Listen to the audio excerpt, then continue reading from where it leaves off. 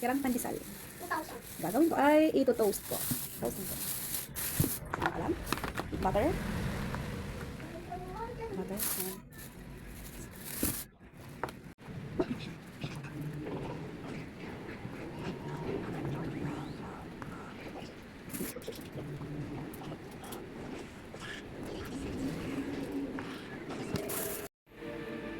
So, ayan guys, toast natin tong tirang pandesal na hindi kinain ng mga bata. Kasi sayang naman kapag itinapon. So, guys, toast natin for breakfast.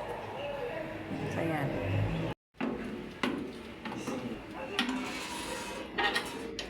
That's right. Matututong pa.